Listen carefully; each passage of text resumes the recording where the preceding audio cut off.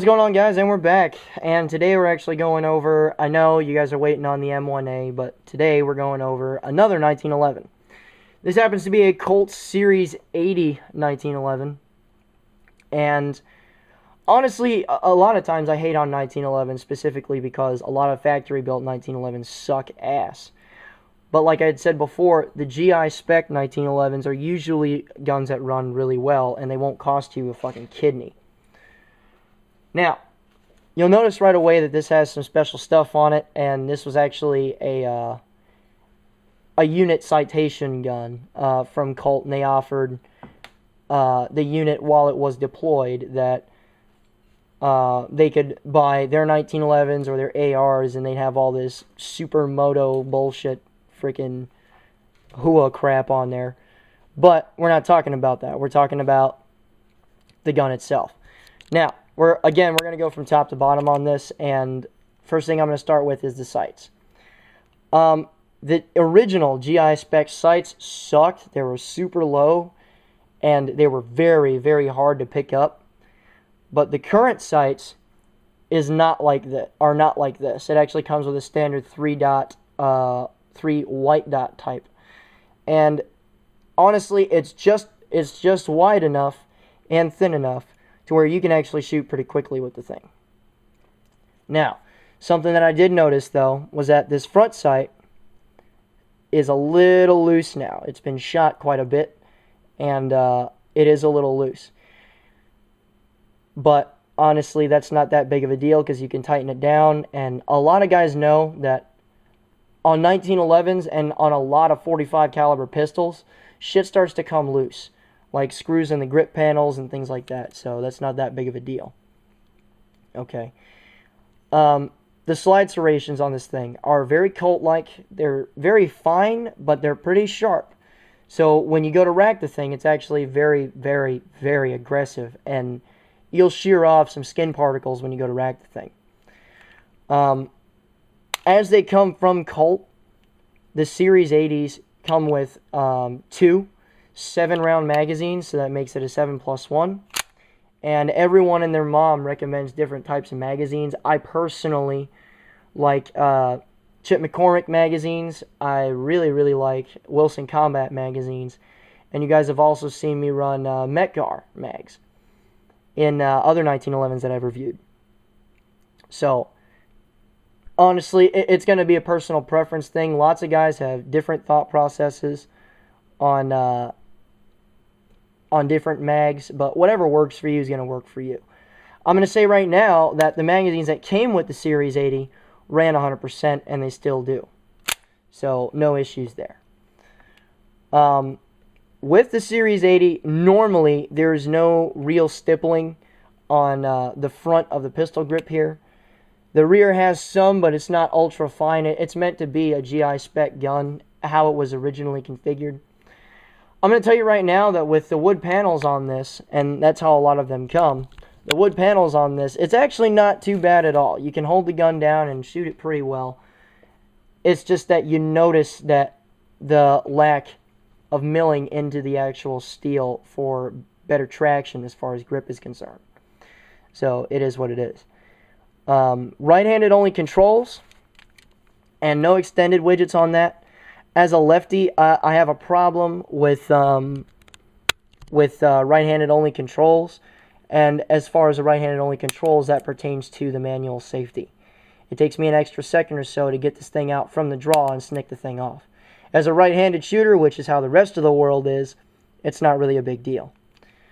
Other than that, though, the rest of the controls I can reach with a trigger finger just fine. Now, grip safety. The grip safeties, the entire purpose of a grip safety I hate, but on the Series 80 specifically, it's not too bad. All you have to do is touch the thing, and it will snick off. And there's a lot of it, so you can get odd parts of your hand in there and touch off that safety, so you don't have to worry about having issues like that. Additionally, as far as the safety goes, if manual safeties go, if you're a right-handed guy, it snicks on and off very affirmatively. So you won't have to worry about any squishiness when you go to actuate the actual gun.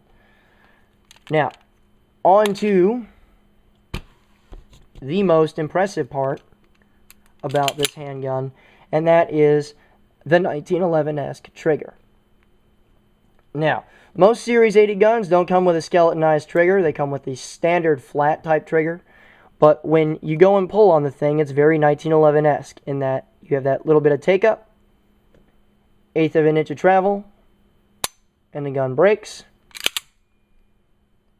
Let off it, 1/8 of an inch reset.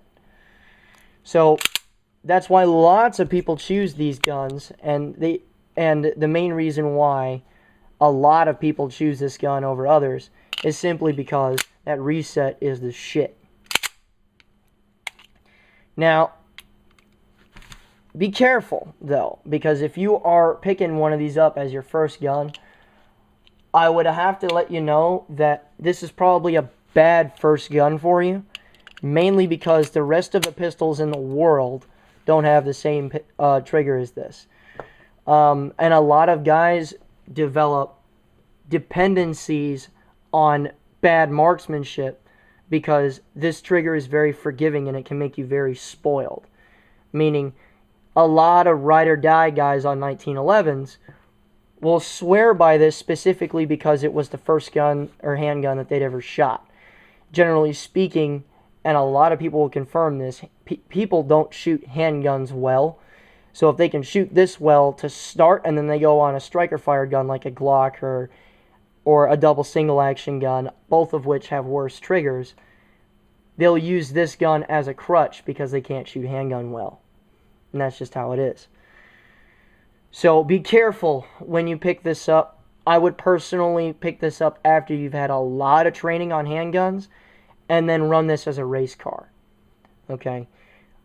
Big things to note about 1911s. They are damned expensive. This specific one, a standard Series 80, will cost you somewhere around $900. And a big thing also is that most factory-produced 1911s just don't run very good.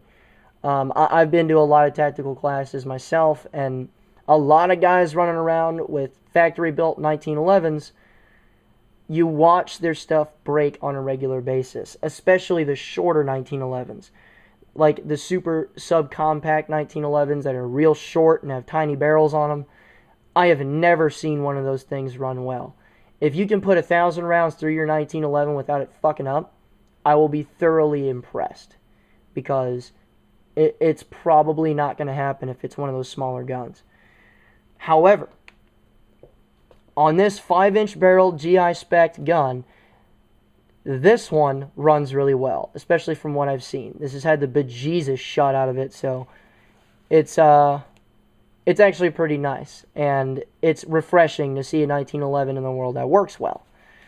So, especially one that doesn't cost $2,000 or more. So really, this is the type of handgun to which all other 1911s are measured. The GI spec Colt Series 80.